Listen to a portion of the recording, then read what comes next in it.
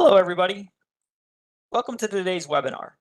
I'm going to go ahead and give 2 minutes for people who might be running a little late a chance to join up. So we'll go ahead and start at 2 minutes past the hour.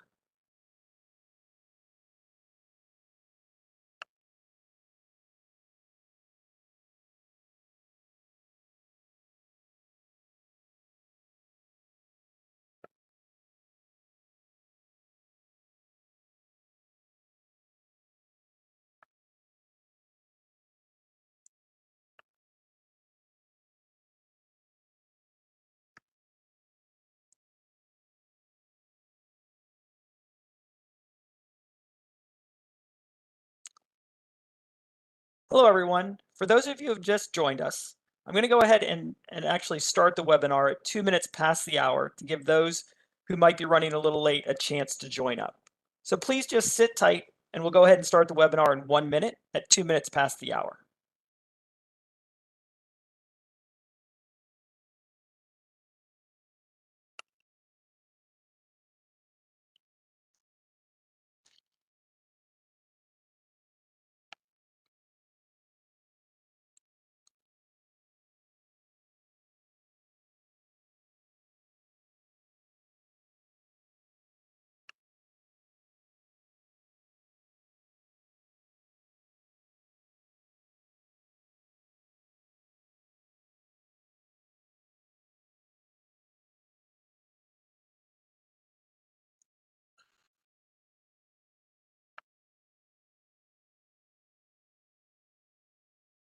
All right, everybody, let's go ahead and get started. Thanks again for joining us today. For today's webinar, Deciphering DFARS 7012 Flowdown Requirements, presented by Exostar. My name is Kevin Hancock, Director of Solutions here at Exostar.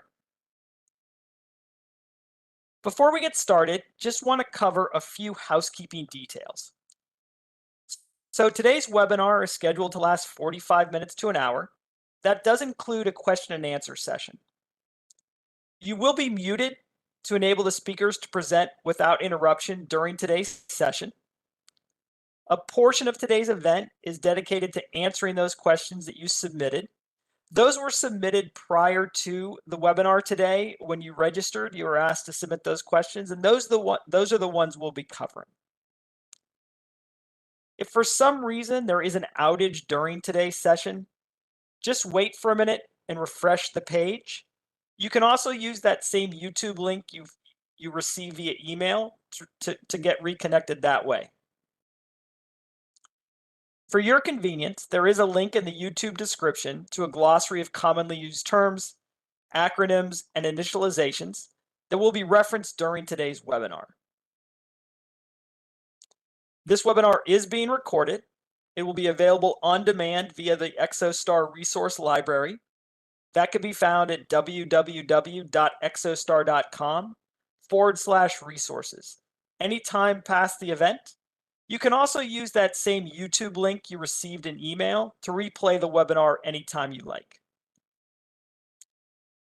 If you'd like to speak with one of our industry experts, if you want to get a copy of this slide deck, please reach out to us at cmmc-team@exostar.com, or you can go to our website, www.exostar.com. There's a live chat feature on every page, and you can request it that way as well. So with that, let's go ahead and get started. So this is the agenda we'll be covering in today's session.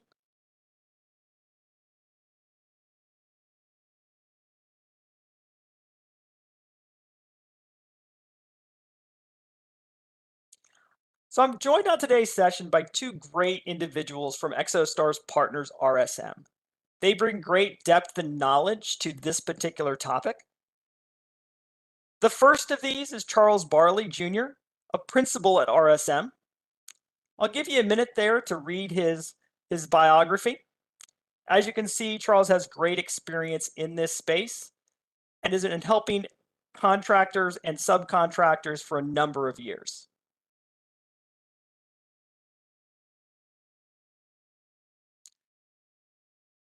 We're also joined by Kia Smith, a director at RSM as well. Kia also brings a wealth of knowledge and experience to this space and has actually been working with a number of folks in both the NIST space as well as the FedRAMP space.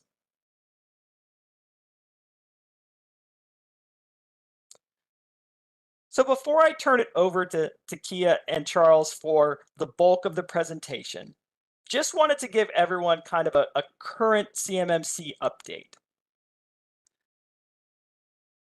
So please note that we have seen in the Federal Registry of the Office of Management and Budget, CMC appear again as going to be submitted in September of 2023. Now, when I say submitted, it's going to be submitted as a notice of proposed rulemaking.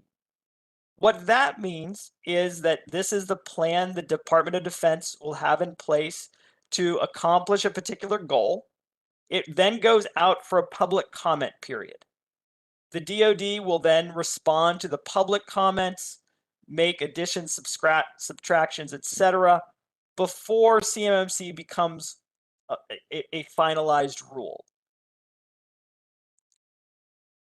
The other major thing we've seen in the last 3 months is that there has been a new DFARS clause, the 252.204-7024. This explicitly addresses the things that are happening today.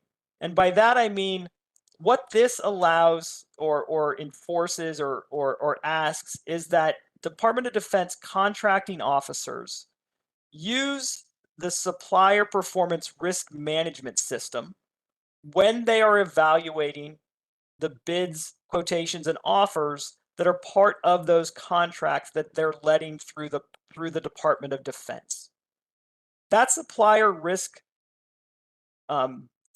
assessment system is the SPURS system, where you submit your scores on how you're doing in compliance of following NIST 800-171 requirements that you may have as part of your contract. And that's really, if you will, a great lead in to our discussion today. So I'm now going to turn it over to Kia and Charles for the bulk of the presentation. Thanks, Kevin. And so we are excited to be with you all this afternoon. As Kevin mentioned, Kia and I are both with RSM. For those who are not familiar with RSM, just a quick commercial break. We are the 5th largest professional services firm in the world, but the world's largest, focused on the middle market, which for us, for all of you, is squarely those organizations that are members of the DIB, the Defense Industrial Base. And so we bring a wealth of knowledge and hopefully you think expertise as we go through today's discussion. But ultimately, we are here to really discuss the DFARS flow down requirements and what does it mean for you as either a prime contractor, a subcontractor, or maybe even a vendor who provides services to one of those organizations that are members of the DIB. So without further ado, let's dive into the details of today's discussion. I would be remiss if we didn't take a very quick opportunity just to level set the table stakes. I don't know how many of you have really been intimately familiar with and watching all the fun things that are happening in CMMC land. And so Kevin gave you a quick update in terms of where we are. If you thought we were going to give you an advanced preview of what the DoD is expected to release, that's not this show just yet. That'll be what happens once the final rulemaking hits the street. But what we did want to do was just remind everyone where we are right now when you think about the model and ultimately the 3 distinct levels that exist under CMMC 2.0. The best way to think about it, and I won't belabor the point here, is that if you are an organization that has one of 2 types of information, albeit FCI, Federal Contract Information, or CUI, Controlled Unclassified Information, then you will likely need to comply with one of the 2 or 3 levels that you see here. And we'll talk about more about what that means here momentarily. But ultimately, this is the model that exists right now.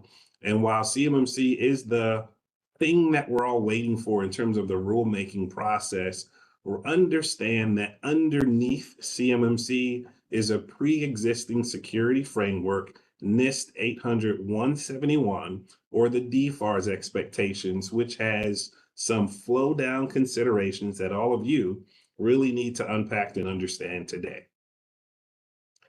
And so where are we? When you think about each of the unique rules that exist, and so Key, if you hit the bar to let all the other graphics show up there, I'd love to maybe break this down into two distinct capacities, because everyone understands CMMC as the independent verification vehicle that all of you as members of the DIB at some point will need to have a authorized C3PAO, a certified third-party assessment organization, come in and validate that you have implemented the DoD security expectations accordingly.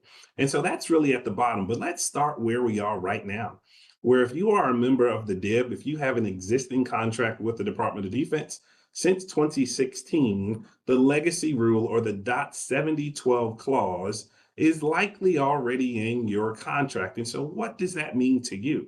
The underlying security framework is based on NIST 800-171. And so the DoD has stated the expectation that you have implemented both a security governance, so think people and policies and processes, or an SSP, and the technical control considerations based on NIST 800-171. With the advent of CMMC and the final rulemaking process, we eventually will see the .7019, the .7020, and the .7021 considerations exist in your contracts. But right now, the DoD has said you must protect their information, albeit CUI that you derived or created on their behalf in accordance with NIST 800-171. And so going to the right-hand side here for a second, the best thing to really understand for you as you comply with the current rules of the road or even the future state things is really what type of assessment is required. And so for 7012, 19, and 20, those are really a internal expectation that you can go through a review. You can self-assess yourselves. You can naturally then at some point expect the DoD or the DCMA with 19 and 21 to knock on your door and say, prove to us that you have implemented our security expectations in line with our requirements. The other piece of that, as you heard Kevin mention, is the SPURS score. That's where you ultimately need to submit your score, your gaps to the DoD, and ultimately state that you have potentially some deficiencies. And that's okay. A perfect score is no longer required, but ultimately you need to disclose to the DoD through the SPURS score and potentially even your customers that you have implemented, you have some known gaps, and you have a plan to remediate those gaps. And then the last piece that I already talked about there is the .7021 clause that we're all waiting for the final rulemaking process to run its course, where ultimately the CMMC independent external certification will eventually be required. But as of right now, none of us know when that date's going to be. But what is known is the .7012 expectation that you must have already implemented and are securing the information in line with the DoD's requirements. And so how do we shift this expectation to now the flow down requirements that all of you must think about in terms of the participating parties that are involved with satisfying the execution of a given contract?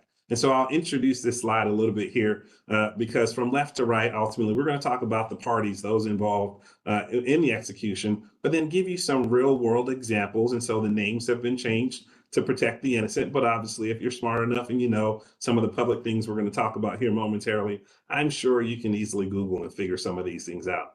And so let's start with first party. Again, motherhood and apple pie, things you likely already know, but a first party prime contractor, that's the individual or the company that has the direct relationship with the DoD, the federal government, or the associated agency where there have been services or good purchased on the behalf of the federal government.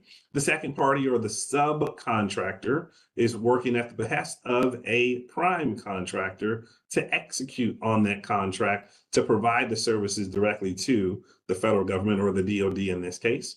Or to the prime contractor. And then lastly, third parties. Think of those as organizations who provide services directly to either the prime or the sub. And so let's think about some examples really quickly here. If you guys have reviewed and paid attention to the news since 2021, you might remember the JEDI contract. The JEDI contract was contested. There were a ton of organizations that were involved in executing that, but there were two particular cloud-based providers who were offering their solution to the Department of Defense. And then ultimately, as you drop down to the second tier or subcontractors, there were a number of subcontractors involved in supporting the execution of that JEDI contract. And so why are these two things important? As you think about your role as being a prime contractor or a sub, as we just went through those DFARS clauses, it is incumbent upon you to first and foremost make sure your own house is in order, that you have identified CUI, that you've protected CUI in accordance with what NIST 800-171 requires. But then the second piece that's often missed is flowing down the requirements to your subs and those third parties. And so the subs, again, we've already talked about, you see some of the examples as a pair of khakis or the Plain organization or the Smith Locks organization. Again, think of any of the big giant organizations or yourselves that are fulfilling the execution of the contract. But the part that gets overlooked as you flow down the requirements to everyone who has signed to execute a piece of that contract is now the third parties. Those organizations that may not be directly involved with the execution, but they're fulfilling an internal role. So think of if you have a hosted ERP system or a managed IT provider or a managed security provider, those organizations may not be involved in creating the CUI that's administered or that's executed in accordance with the contract, but they may be involved in processing, storing, or protecting the CUI. And so because of those intimate details, each of those third parties, albeit a GRC solution or a technology provider, or even a service provider, because of the part they have to play, you must flow down the expectations to protect CUI or FCI to all three of those entities. And it's something that's often missed. And so hopefully as we go to the next piece here, you'll understand what that means, because there are some common risks that we often think about with third-party risk management, or the things that you must consider as you get your house in order and identify third parties who help provide a part of the contractual execution to you. The biggest part that all of us, I'm sure, deal with every single day is the identification and labeling of CUI. What is it? What's the vague term? If the DoD did not tell us, are we all left to figure out what it is on our own? And the answer is yes. The moment you sign that contract, the moment that DFARS language exists, if you haven't gone down the path of asking the DoD, what are you giving to me? What are you providing to me? You're left to assume that everything that you execute or create in accordance to that contract should be treated as CUI. Well, those third parties that are supporting you, you must flow down those expectations. You must help them identify what CUI they're receiving from you as a prime or a vendor, or rather a subcontract or a vendor on your behalf. Some of the other key risks that are concerned when you think about that supply chain or third-party risk management is making sure you're dealing with third parties that are potentially traditional government contractors. It's easy to play with those organizations that understand the space, and it's okay if they don't, but you need to make sure that when you're dealing with a third party that is not a traditional government contractor, that they still understand the expectations, that you have a whiteboarding session, that ultimately you help them understand what NIST 800-171 has. And if they do already possess the requisite knowledge, then are they utilizing secure, compliant technology that adheres to the CMMC expectations, or more importantly, it's FedRAMP compliant if it's cloud-based.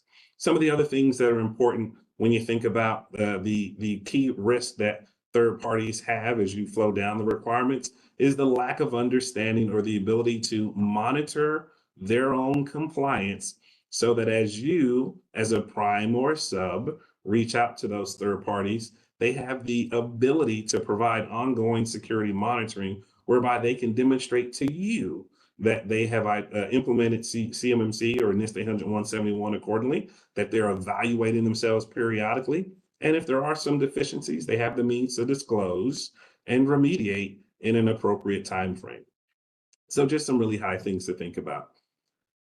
Next, one of the things that we often talk about is common third-party assumptions. And so on the left-hand side, what are the things that you ultimately are thinking about in terms of your vendors, your third parties who are helping you? So number one, you trust your vendors. It's a big name organization, Acme Inc. Why do I need to validate that Acme Inc. is following CMMC. Well, at the end of the day, ultimately, whomever the organization is that created and executed the contract directly with the DoD or as a sub, it's on you. It's incumbent upon you to ensure that every single entity supporting you, that they're adhering to the expectations as well. And so does that mean you have the right to audit in your contracts? Maybe. Does that mean that periodically the third parties, those again supporting you, that they provide up to you, they disclose to you their SPURS score, or do they use a solution like Exostar to facilitate that third party risk management vehicle whereby you send a survey request and you get the results back? And so it's really on you to ensure that they are adhering in accordance to your expectations. Number two, are we not already ensuring or paying for those vendors to have internal controls? Yes, you are, but the accountability is yours, and you must ensure that they actually have implemented those requirements. And then lastly, what if that organization already has some other third-party attestation, like a SOC report? Those things are great, but they may not necessarily align to the DoD's expectations, so you need to ensure that they have implemented what the DoD requires. Otherwise, you could potentially be on the front page of the Washington Post for doing something incorrect as it relates to protecting CUI. And so let's talk about some of those things that could be problem spots for you. Really, at the end of the day, when you think about the ability to meet the expectations in NIST 800-171, from the bottom up, ultimately, these are the key risks or the impacts of not doing the things in accordance to what is expected of you. The easy one is the brand and reputational damage, or what we're starting to hear a lot about in terms of False Claims Act litigation. And this is the one you really need to be careful about. Because of DFARS .7012 from 2016 through today, you've already told the DoD by signing the contract that you understand the expectation, that you flowed down those expectations to everyone within your particular supply chain.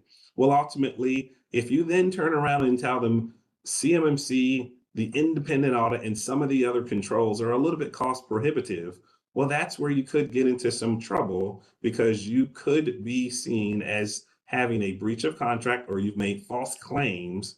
And so we'll shift to the False Claims Acts, because right now, all of you have likely seen a number of recent things in the news, and these are all public. So we are not disclosing anything that you couldn't Google on your own, but these are some of the recent litigations that exist because organizations have CUI, ITAR, or EAR data. They've had a contract since 2016, and in some cases a little bit later that had the DFARS clauses in there, but they failed to adhere to the expectations of what the DoD has had. And so these are three examples, which with more to come, unfortunately, because when you think about the control considerations, what the DoD has said is you could have per control a fine up or above $10,000 per control. So think about that for a second.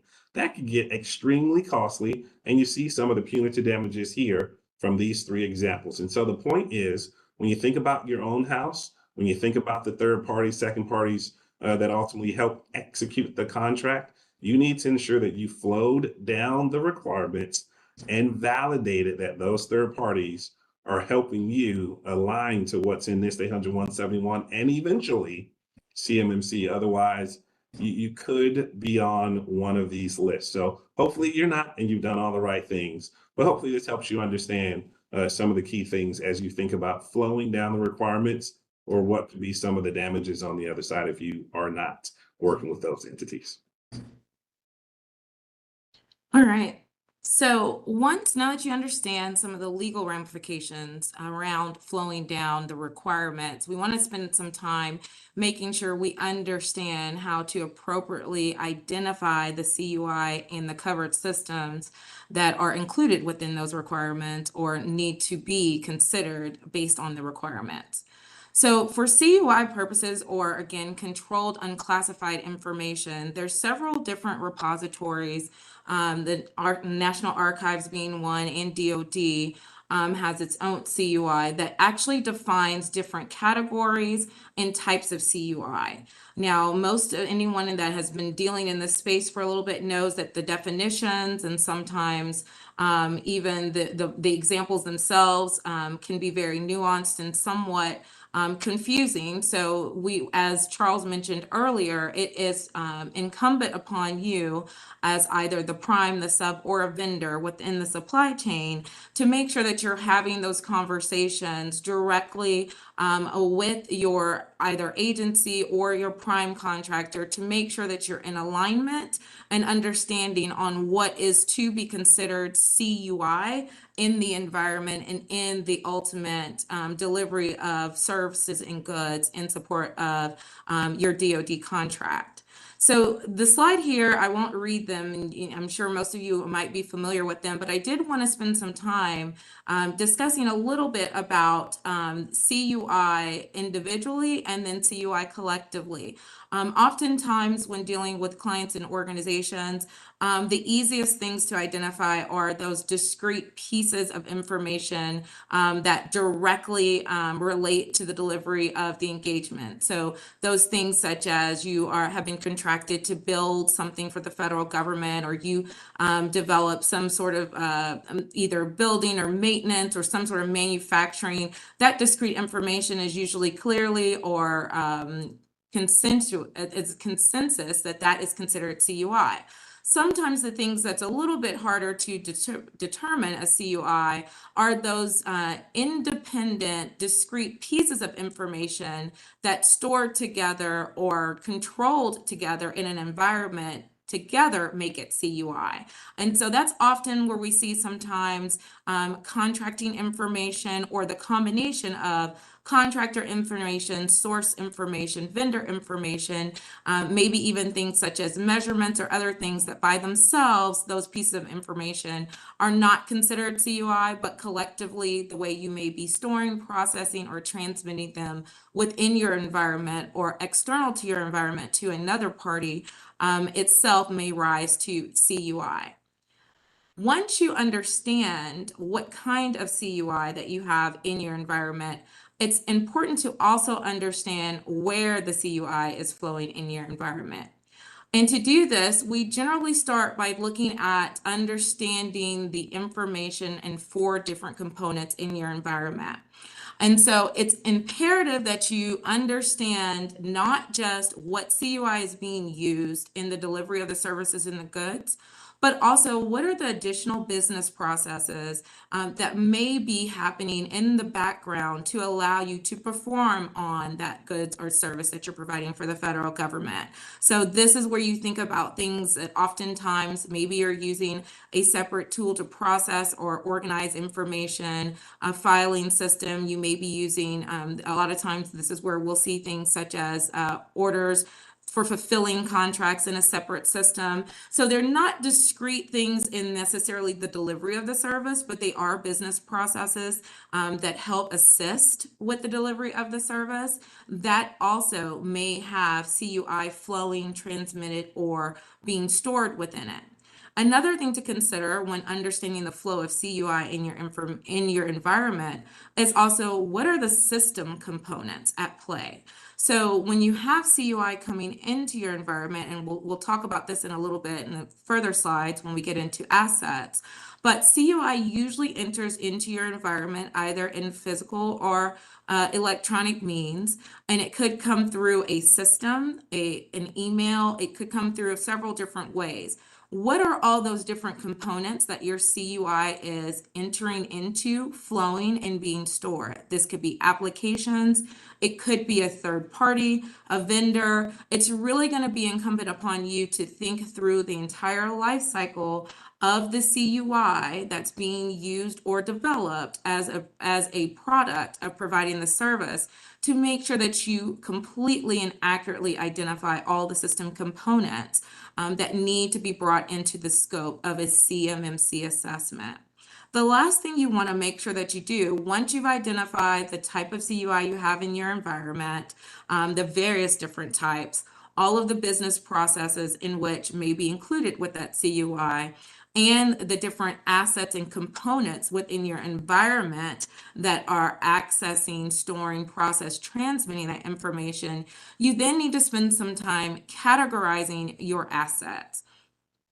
CMMC, there's guidance from the CAP that actually provides definition. We'll talk through what that means in a minute about a CUI asset, but it's important to understand the type of asset that you have in your environment and the type of asset that is flowing, that the CUI is flowing through, so that you appropriately understand how to apply the controls and the control objectives in accordance with 171 and ultimately in accordance with the intent of the DFARS clause 7012 to ensure that you are accurately and appropriately protecting all of the assets that are transmitting, processing, and storing CUI in your environment. So just spending a little bit of time thinking through the type of CUI in your environment. After you've thought through that and you've actually identified the different assets that it's going through, there are 4 main types. And we have some examples here, and I'll kind of work from left to right to explain this. But the reason why this matters is really it comes down to making sure that you're in accordance with the actual intent of not just 171, but the DFARS clause. And the DFARS clause specifically says you've been self-certifying, or you've been saying that you've been protecting your assets appropriately. And to protect your asset appropriately, you must categorize them appropriately and make sure that you are applying the controls in accordance with that. So a CUI asset is one of your major and most easily identified types of assets, right? This is going to be your asset that you are generally using to process, store. Think workstations, inventory, servers, things that are holding and or transmitting processing. Security protection assets tend to be ones that are sometimes a little bit more difficult to identify or to think about, because these are going to be assets that provide security to the entire boundary to which your CUI is flowing within. So if you think back to the first slide, the previous slide, where we say to identify your boundary, you have to understand the type of CUI, but then you also have to understand where that CUI is going. And so understanding where that CUI is going, and then being able to understand and identify the security protection assets, you'll ensure that you don't have a gap in your assessment scope when trying to make sure that you're accurately and appropriately applying controls to your entire CMMC boundary. Another type of asset categories are contractor risk managed assets. So these are going to be assets generally managed by a third party. Part of what Charles was referencing earlier when he was speaking to the process that you need to have around third parties would be your risk managed assets. You can see here in the contractor requirements and even the assessment requirements. These requirements and control objectives speak directly to your process, policies, and procedures that you have in your environment to ensure that all controls that are applicable to you via your maturity level are flowed down and appropriately being applied to any contractor risk asset. So while we said before you might be receiving a SOC, does that SOC report really speak to the appropriate controls for the types of services that contractor risk managed asset is providing in the delivery of your services? And if not, do you have appropriately documented practices, policies, procedures to make sure that you're validating, maintaining, and controlling those processes? And then the last one is specialized assets. Again, these might be assets, as you see on the screen, that may or may not actually process or store CUI, but they are used in the delivery and in the assistance of delivering the work with DoD, for which is in the CMMC and the CUI boundary. So specialized assets are generally things that we see, very specific specialized equipment. They tend to be industry driven. and very specific to a particular type of delivery of goods or service. But in those instances, again, you'd want to make sure that you, as either the prime or the sub, or either a vendor supporting the prime or the sub, have a clear understanding and direction from your contractor officer or whomever you're contracted with, to make sure you're all in alignment about not just the CUI, but also those assets, particularly those specialized assets that you are using in conducting your services. Now that you've identified the type of CUI you have in your environment, or the types rather, you've identified where it's going in your environment, so the assets that are in scope and the assets and things that are protecting those assets in scope. The next thing you'll need to do, or you'll want to do, is draw a data flow diagram. And there's many different tools. This is certainly not a one size fits all or a rubric by any means, but it's meant to kind of give you some sort of orientation and kind of in a simplified process to how to begin to sketch out and actually draw your CUI data flow boundary. So again, there's 4 key components that you'll want to make sure, no matter what methodology you apply to actually developing this diagram, you'll want to make sure that there's at least these 4 pieces of information clearly identified, labeled, and visual within your diagram. And the first one is, you'll want to identify, make sure you understand how CUI is coming into your environment. This is key, particularly when you are a vendor or subcontractor and we start to talk about flow down, right? All things that maybe the prime is doing may not be flowing down into your environment, but you'll want to make sure that you clearly identify which pieces and which data and information is, and how that is coming in and where that is coming into your environment. And you'll want to indicate the methods that's being used. Methods, it could be, again, it could be by physical means. Maybe you receive something via mail or delivery. It also could be electronic means. In each and every scenario, you'd want to identify and make sure that controls are applied to both methods or all methods for how information is coming into your environment. Next, you'll want to take those assets that you've identified and categorized and make sure that all assets that will be used in the production, the development, or even the transmission of the services are clearly defined and displayed as in-scope assets. And on the next slide, we'll show you some tips and tricks that you can use to be able to display those assets and kind of color code them so that it's easily recognizable, not just which assets are having CUI flow within them, but also what types of assets they are.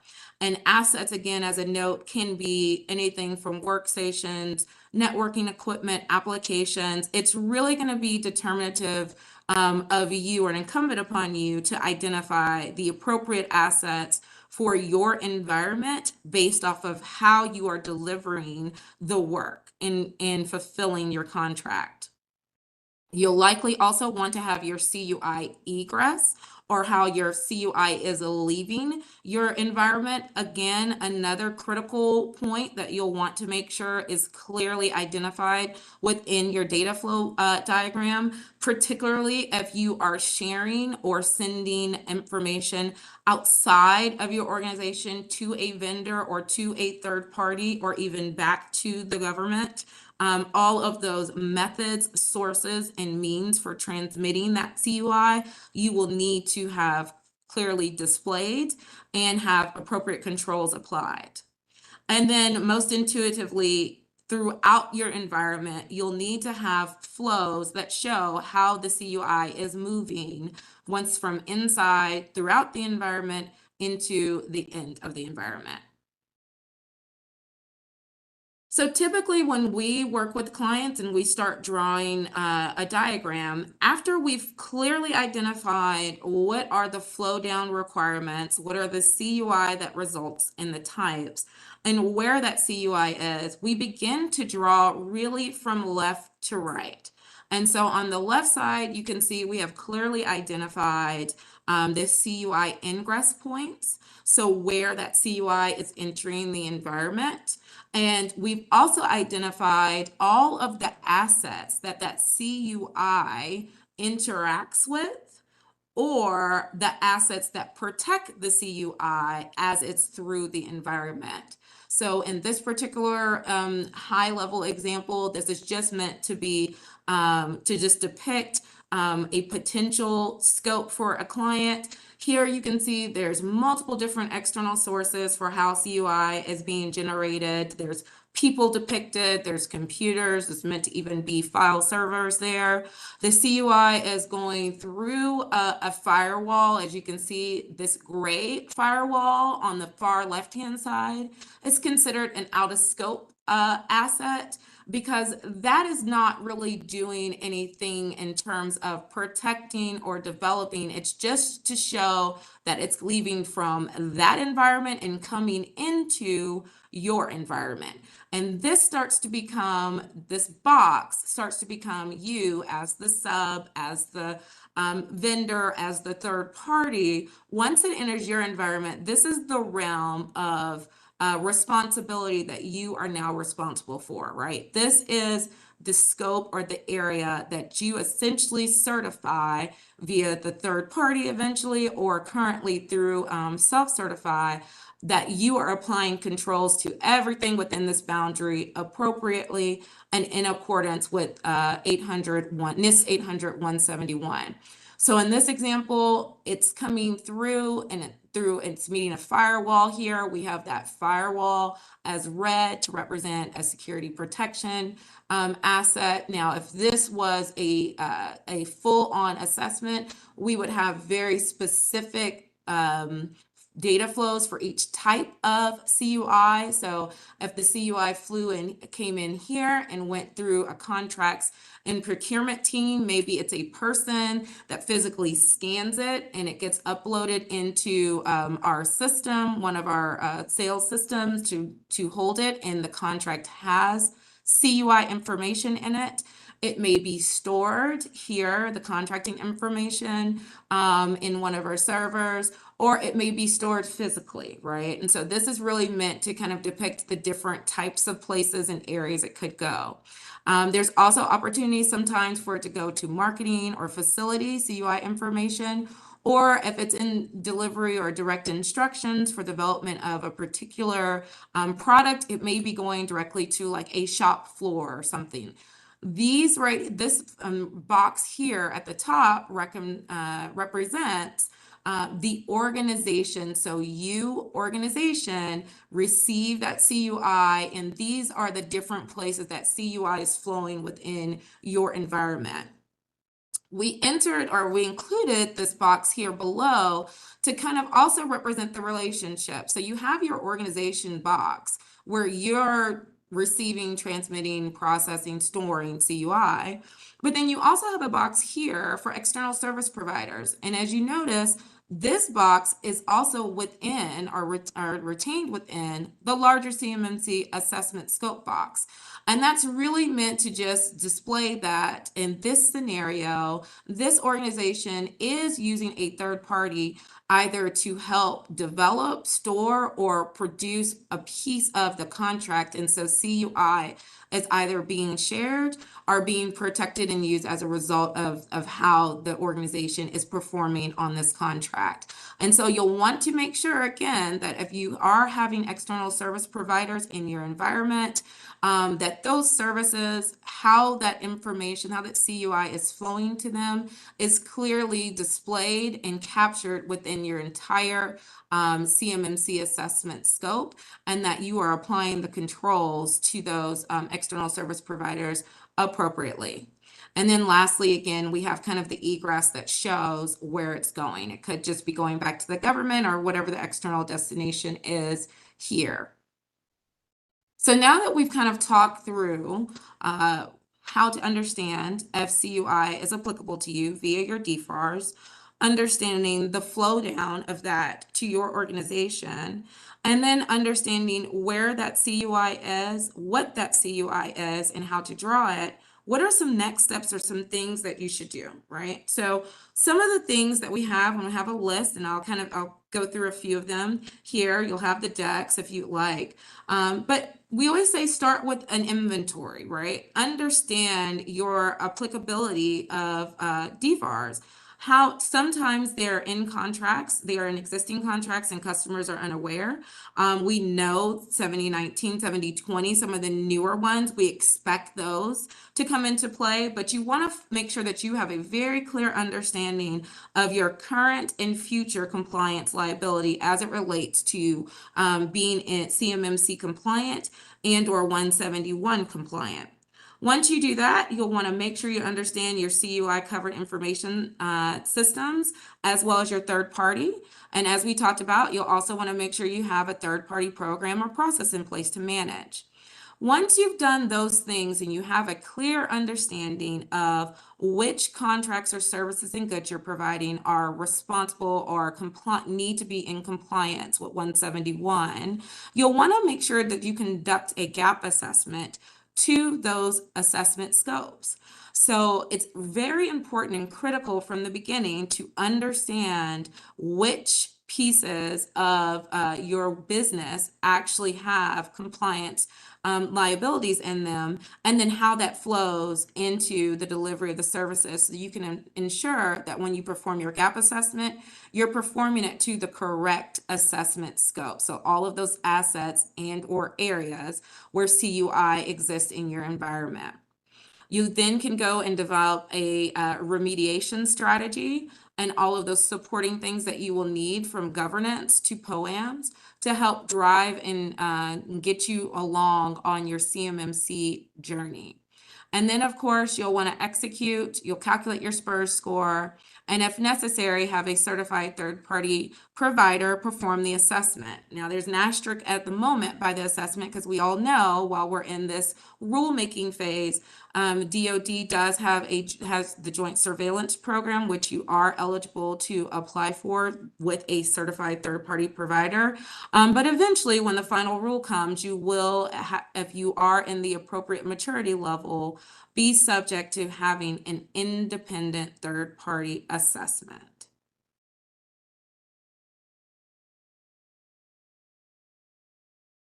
So how? Go ahead.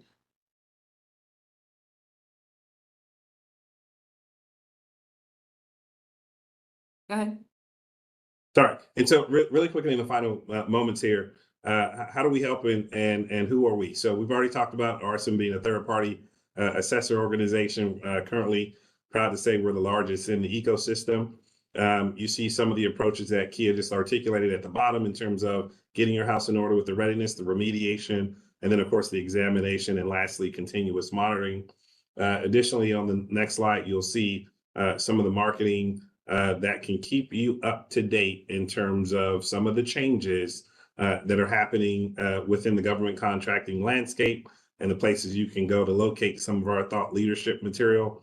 And then lastly, just our contact information so that you have the opportunity to reach out to us directly should you have any questions. But obviously, we do want to give some time right now where we go through Q&A. And so with that, we'll toss it to Kevin to walk us through the Q&A. Great. Thanks so much, Kia and Charles. That's great information. Really appreciate all that. So as I tee up these questions here, just want to remind everybody, we do have an exit poll. It's there in the YouTube description. We'd love to have you fill that out. That'll provide us feedback on how we did today. It also asks you for some relevant topics you might want to have in the future. So we'd love to get that feedback from you. So in this particular space, Exostar itself has some solutions that can help you become NIST 800-171 compliant and then tee you up to get ready for that CMMC assessment. These are part of our what we call our CMMC Ready Suite. if you're in that phase where you want to do a gap assessment, or you want to start gathering all that information in one location, Exostar Certification Assistant can help you. It will walk you through those NIST 800-171 controls. The output of this system will be that SSP, any open POAMs you may have to address, and the your SPURS score to enter in. If during that or in your current phase, you need some assistance in building your policies and helping you write those overall policies for the 14 control families, Exostar has Policy Pro to help you there. And then we also provide if you will, a secure enclave to store, process, and transmit that controlled unclassified information as a SaaS solution to the DIB. It's called Managed Microsoft 365 for CMMC, and allows you that secure enclave to store, process, and transmit that CUI. So with that, I want to throw some questions to Charles and Kia that, as I mentioned before, these were submitted by you prior to today's session. So Kia and Charles, the one question we always get is, when is the deadline to be CMMC compliant? That's a funny one. So a trick question. Again, as I kind of open up, think about what's the current obligation. The current obligation is what is the .7012 clause. So you're already expected to have implemented the controls, to have disclosed your gaps, and continuously monitoring. What exists right now, if you kind of go back to the 1.0 days, was a CMMC 1.0 days, and even 2.0, was the expectation that by January 1st of 2026, that every single member of the DIB and those people who have a tangential relationship with the DIB would be compliant.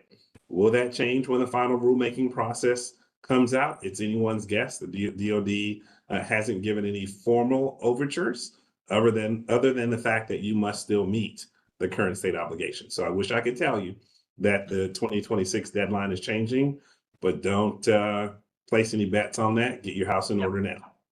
I was going to say, and follow along on those great sources that Charles had on his slide that Kia was presenting. It pays to stay well informed. So, second question: is it possible and sufficient to redact drawings sent to a one-man shop that can't afford CMMC, i.e., remove a part number and all data, not needed to create a silkscreen? So as we kind of spoke to, and as Charles just alluded to again, right, it really will depend and is incumbent upon the person to make sure they have a clear understanding with the prime or the sub in which they are contracted with what consists of CUI. In general, no. I would say that a good rule of thumb is to think that if you have flowed down compliance obligations, you must be able to adhere to and demonstrate accordance to 171, which would include protecting that drawing in the same manner that all CUI would need to be protected with. But the determination as to whether that drawing is and should be considered and treated as CUI is really something that needs to be formalized, finalized, and agreed upon with the contractor in general, oftentimes the COTAR, and then that vendor, that sub, or that smaller mom and pop, you would need as their subcontractor or their ultimate holder of the contract, ensure that they are meeting and able to fulfill the requirements of 171. Great, thanks for that. That really leads us into question number 3. So how do we determine if our suppliers are CMMC compliant? And if they are not, can we still use them? In many cases, these folks have been making parts from our drawings for years. Yeah, good question. So I'm the father of 7 wonderful kids, and the best way I can say as a parent is ask the question. If you don't know who you can trust, you need to ask your vendor to validate for you that they are meeting the 171 requirements, and then give you something. You can ask for their POAM, you can ask for their SPURS score, you can ask for their SSP. Obviously, contractual negotiations will allow you to receive those documents in the appropriate secure means, but ultimately you need to ensure that you understand who you are otherwise getting into bed with, so to speak, as you go about fulfilling the contract with the DoD. So ask and verify. Thanks. So another question I often get in this, and it goes back to that, what is controlled unclassified information? So how do we identify controlled unclassified information to know when it needs to be identified as such? Yeah, so as we spoke about earlier, there's several different ways and there's several different reference documentation, sometimes albeit somewhat conflicting or confusing, but it does exist, right? So DoD has a CUI registry that does have the common categories and even example types to which you can review and look at. There is also a NARA on National Archives registry that also has a similar, more broader CUI category and listing of information. And then there's also the obvious, right? There is oftentimes when you receive information from government, or it's passed down through the execution of a contract, it could be marked as such CUI. But I also want to make sure and not understate the point that we spoke about earlier around CUI is you should absolutely, as the one receiving, processing, or performing, make sure that you have an understanding and an agreement, preferably in writing, with whom you're doing business with to identify and have a final determination about what the government ultimately considers to be its CUI. Because at the heart of it, right, CUI is basically government-owned information or information about the business that the government does.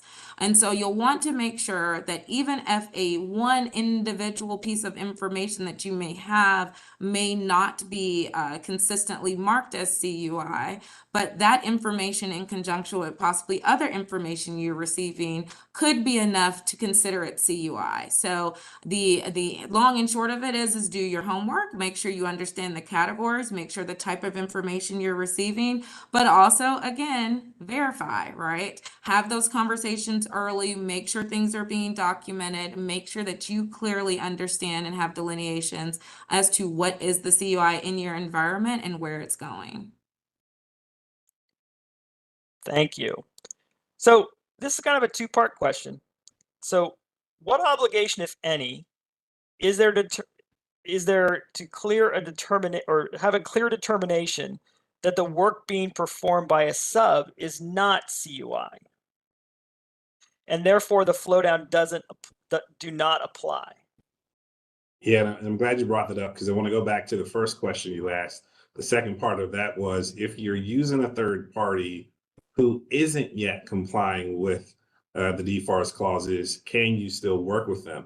That's a business decision. You absolutely can make that choice. You absolutely can disclose that business choice on a POAM. And at that point, it's incumbent upon the prime, the DoD proper, as you submit your SPURS score, to say, are they comfortable that you're using a third party, a solution that's not yet in line with their expectations? And so, Kevin, to your second part there, as you think about, as Kia talked about, understanding your contract, what is and what is not CUI, when you think about the authorization boundary and what you are receiving or creating in the execution of that contract, a great example is an organization that provides toothpaste to the Department of Defense. Well, a tube of toothpaste by itself isn't CUI. And so they need to understand that. The contract would stipulate that. But the moment you ship that tube of toothpaste downrange to where the troops are, the location could be considered and would be treated as CUI. So you absolutely need to have those upfront conversations, and where you can reduce your scope, where you can eliminate things that truly is not CUI, so that you can allow your commercial or your other business to operate in accordance with your current expectations, then you should do that for sure. Great. So we got time for one last question. So I'm going to choose this one. Only a portion of the business my company does pertains to the DoD and has DFARS flowdown requirements. How can I differentiate between CUI on these projects and other proprietary ITAR controlled information? I'm under the impression that only receivables and deliverables on the DoD contracts make a document CUI. Great question. So yeah, so this really goes to the heart of what we've been talking about, right? Truly understanding what your CUI is in your environment, where it goes in your environment, right? And so there's several things at play kind of in this conversation, right? So if we're talking about CUI, there you have business decisions that you can make in terms of how you separate that CUI and create your own separate enclave, maybe for that portion of your business, and apply and direct controls and CUI for CMMC in that regard, separate from how you're doing your other pieces of your business. The other thing that you can think about is truly understand, because ITAR and EAR itself could also be considered CUI as well. So you'll have to make sure that you have a clear distinction for all the different types, that there truly isn't any overlap. And then the business decisions for how you determine you may want to separate that information and apply those controls to only a piece of your environment, so that you may maintain the continuity in your others, is surely an option. But again, it really goes back to understanding not just what goods and services you're providing, but understanding those various different types of CUI, the various different places it's going within your environment, and then making sure that that scope is in alignment and appropriate to delivery of the goods and services in support of that contract, that DoD contract. Great. Thanks very much for that, Kia. So Charles and Kia, I want to thank you very much for co-hosting this session with me. Great information for everybody. Thanks to all our participants for joining us today. Thanks again, everybody, and have a great day.